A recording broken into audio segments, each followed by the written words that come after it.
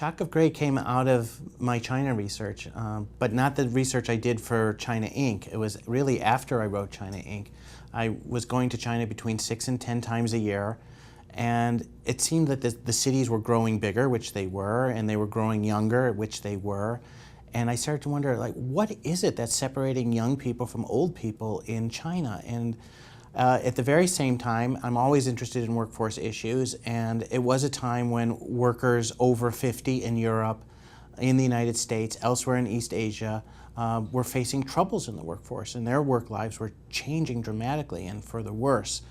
And I was wondering, was there a relationship between the way capital flowed into China from abroad, helped build up the 21st century urban industrial infrastructure and lure a couple hundred or 300 million young people to the cities, and the fate of the old aging workforce elsewhere in the world? And it seemed to me there was. Aging workforces are expensive, not only because you have to pay people more and give them benefits, but the taxes are expensive. Look around the world today, every fiscal crisis is in some ways a demographic crisis. And that's where it all started. But once you start with that question, all of the questions that are in Shock of Gray start to be important. How do we age? How do our communities deal with our aging? What are the opportunities in an aging world? Shock of Gray has appealed to a pretty wide range of audiences, but the audiences I keep coming back to are financial services, insurance, financial planners, money managers. It has strong messages on where prosperity in the world is rolling towards. There's a strong argument in the book that the aging of the world is part of the prosperity of the world, a positive part of prosperity. For people who help individuals manage their money, it's very important because it gives them a new way to talk about their clients in a world in which their clients are going to reach old age at a time when they are part of the biggest, oldest cohort of people who's ever lived on the planet. How do you prepare for that? How do you help make life easier for your family in that? The book gives them all kinds of new ways to think about that, and in a talk I go over those. And then in insurance too. But for me, some of the other groups that have been surprises to me are the big philanthropies. They face a whole new range of problems because the swelling of America's older population is going to change the nature of what they do, where they have to ramp up the services that they provide. And they need their donors to know that this reality is coming, to say, look, we've asked for your help in the past. The need is about to become much greater. We need you to understand that and help us get to a place where we can serve the people we are here to serve. For me, the best event is an event where the client tells me their interests, their concerns, where they see their opportunities, allows me to talk with them before the event. If they like to share materials with me before the event, that helps. And I can weave it in. You know, I've written these 2 big global books. You know, it's womb to tomb, all around the world.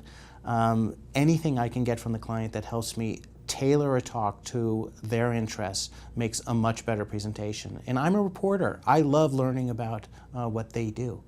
And it makes a better talk. You know, if they do it before the event by phone or by Skype, that's great. If I'm there a couple days before while their event is taking place and get to talk to their audience, that's even better.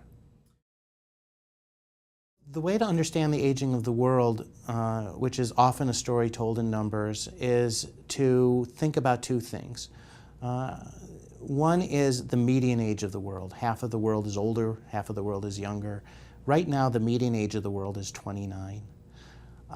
In 2050, the median age of the world will be 39, which means that on average, human beings on the planet are living 2.5 years longer every decade.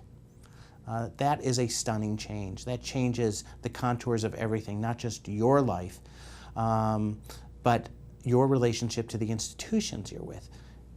Think about countries or Fortune 500 companies. If you count back from the average life expectancy of an American woman going back, you know, the 83 years from today, Most of the governments that exist in the world did not exist 83 years ago. The lifespan of a human being is longer than the lifespan of the average Fortune 500 company. You are the most durable thing in your life.